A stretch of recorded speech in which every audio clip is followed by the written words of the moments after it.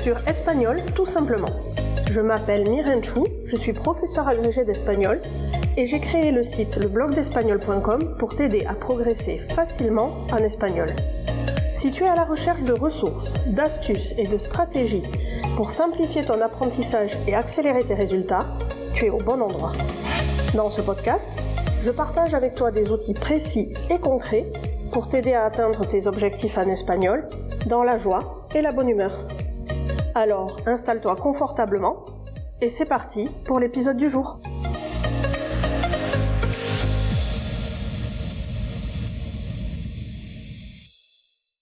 Hola, hola, bienvenido o bienvenida sur cet épisode 64 de Espagnol tout simplement. Et aujourd'hui, on s'attaque à l'apocope en espagnol. Je vais t'expliquer ce que c'est, comment ça fonctionne et je te renverrai vers des tableaux synthétiques, une infographie et aussi vers des exercices corrigés.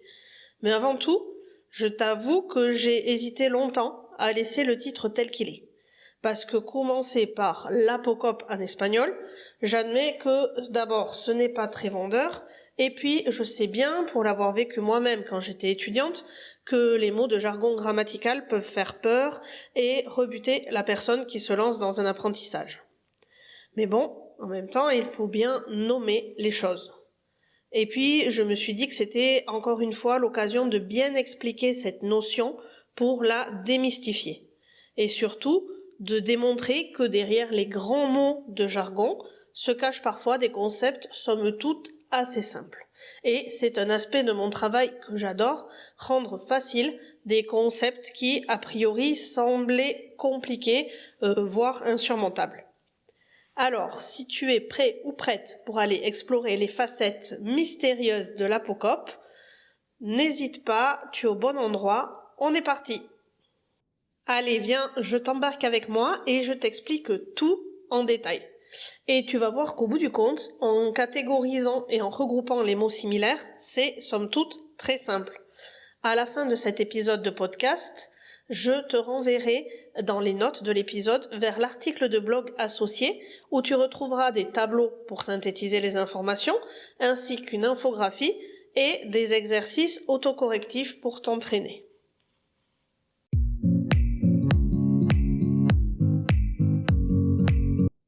Commençons par une définition. L'apocope, qu'est-ce que c'est? Derrière ce mot se cache en réalité un phénomène phonologique simple qui consiste en la perte d'une ou plusieurs lettres à la fin d'un mot, mais uniquement dans certaines situations.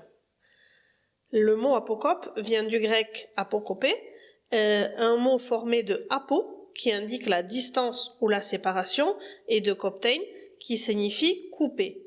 C'est donc l'action de retrancher, enlever, une terminaison à un mot. Pour résumer en termes simples, l'apocope consiste à couper la fin d'un mot en fonction notamment de la nature du mot en question et aussi du mot qui suit.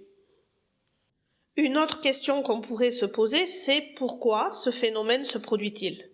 Si l'on s'intéresse à l'évolution de la langue espagnole, on se rend compte que l'apocope commence toujours dans la langue orale. Et lorsque l'on regarde de plus près l'évolution linguistique, ce type de réduction débute généralement par des phénomènes ponctuels favorisés par le confort articulaire. En effet, la langue tend toujours naturellement à se simplifier le plus possible et à rechercher la facilité. Ainsi, selon les zones géographiques, les différents locuteurs, des apocopes apparaissent dans le langage parlé. Par exemple, quand un hispanophone dira pas au lieu de para, il effectue une apocope.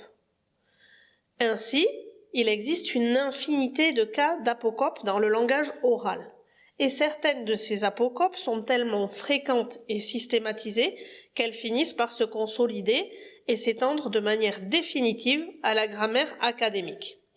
Dans l'espagnol actuel, plusieurs cas d'apocope se sont intégrés dans cette fameuse grammaire académique et je vais te proposer dans cet épisode un tour d'horizon des principaux mots qui perdent leur terminaison pour voir de quelle manière ils fonctionnent. Il y a plusieurs types de fonctionnement.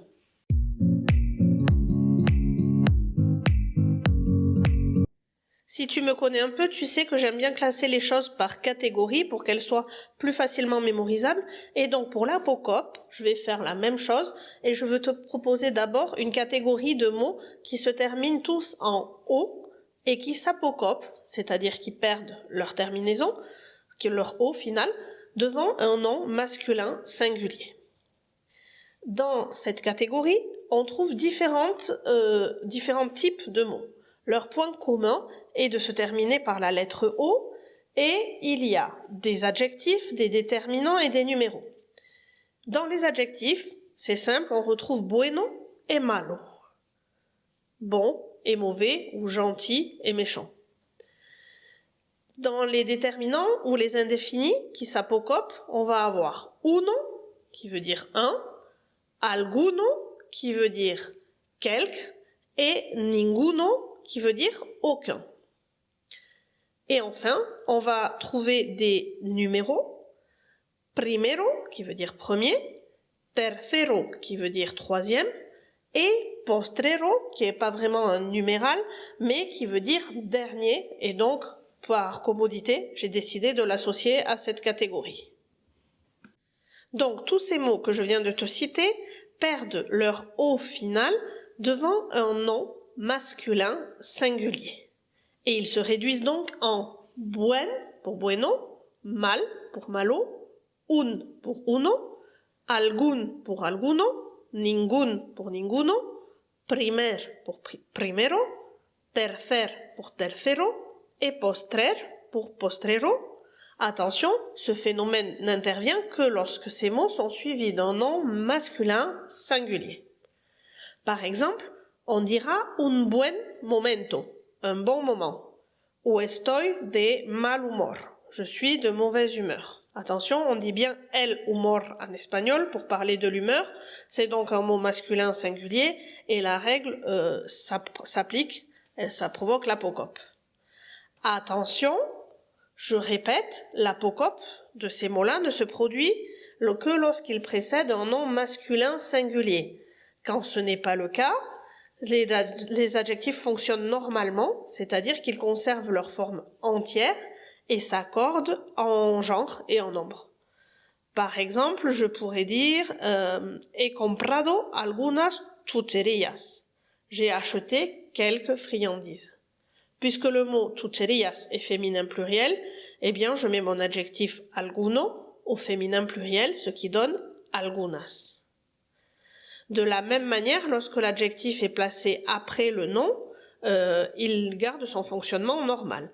On dira par exemple son buenos chicos ou son chicos buenos parce que l'adjectif est placé après le nom et que de toute façon chicos était au pluriel.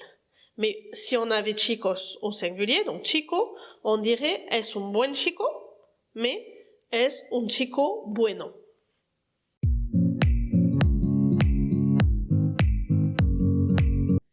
Dans une deuxième catégorie, on va mettre les mots grande et cualquiera.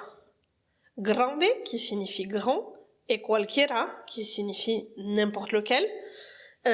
Ces deux adjectifs deviennent respectivement gran et cualquier quand ils sont suivis d'un nom singulier, que celui-ci soit masculin ou féminin. Par exemple, on dira es un gran vino, c'est un grand vin, ou es una gran casa, c'est une grande maison. Avec cualquier, on dira par exemple, tu peux choisir n'importe quoi, puedes elegir cualquier cosa, n'importe quelle chose, littéralement.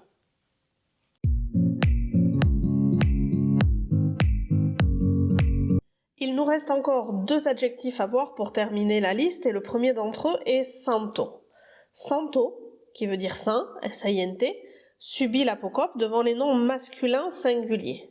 Par exemple, on dira San Sebastián ou San Andrés, mais au féminin, on dira Santa Barbara, par exemple, ou autre. Attention, il y a une exception, on garde la forme complète, donc santo, devant les noms qui commencent par to et do. On dira par exemple Santo Domingo ou Santo Tomé ou encore Santo Toribio. Là encore, c'est une histoire de prononciation.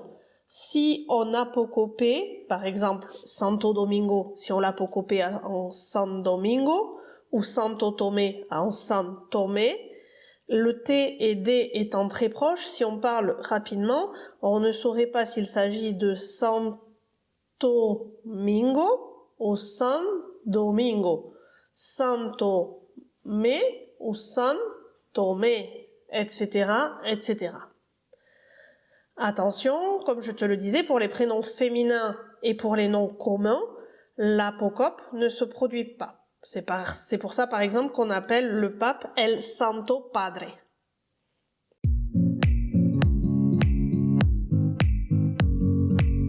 Le dernier cas que l'on va voir ensemble pour cette grande catégorie, c'est le cas de ciento. Ce n'est pas un adjectif, mais c'est un nombre. Et ciento s'apocope en cien lorsqu'il est seul devant un nom ou devant un nombre qu'il multiplie. Par exemple, on dira hay 100,000 personas, 100,000 personnes. 100 multiplie 1000, donc on dit 100,000. Par contre, on dira 120 personas, car 100 ne multiplie pas 20. Il s'agit de 120 personnes, donc 100 plus 20.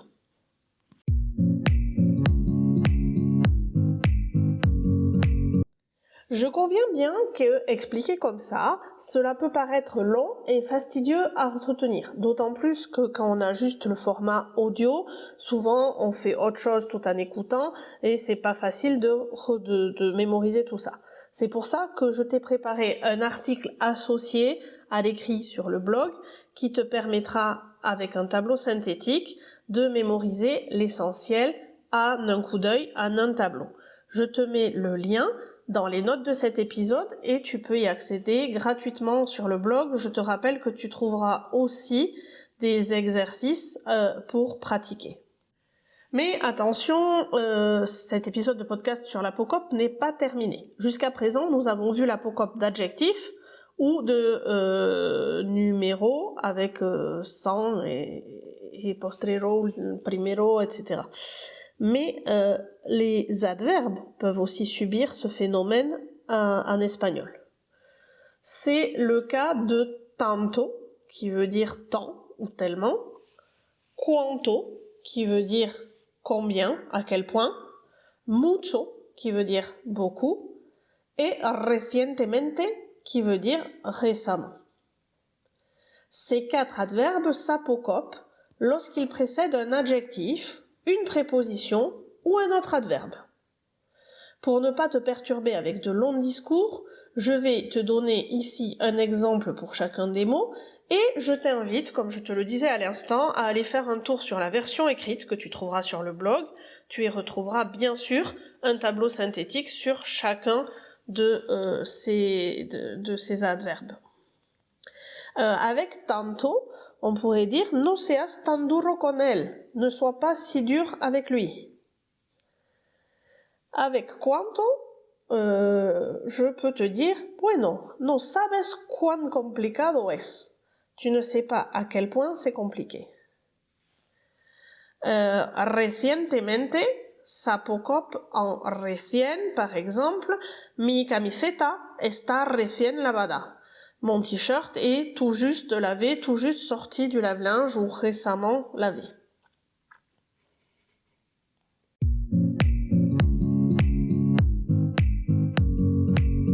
Et voilà, tu vois que si on s'y penche de près et si on regroupe les choses par catégorie, ce n'est pas si difficile finalement de comprendre le mécanisme et d'apprendre la liste de mots qui n'est pas si longue, qui peuvent subir l'apocope, que ce soit des adjectifs, des numéros ou encore des adverbes. J'espère que tu as bien compris comment fonctionne l'apocope. Si cet épisode t'a plu ou si tu as envie d'encourager mon travail, je t'invite à laisser un commentaire positif ou tout simplement 5 étoiles sur la plateforme d'écoute que tu préfères et sur laquelle tu écoutes cet épisode. Et bien sûr, si tu as envie de m'écrire, de me faire part de tes questions, de tes remarques, de tes exemples même, tu peux le faire par mail hola@leblogdespagnol.com ou sur la page Facebook ou le compte Instagram du blog.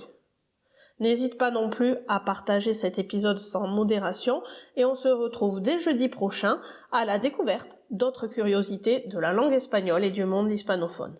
En attendant, cuídate y nos vemos.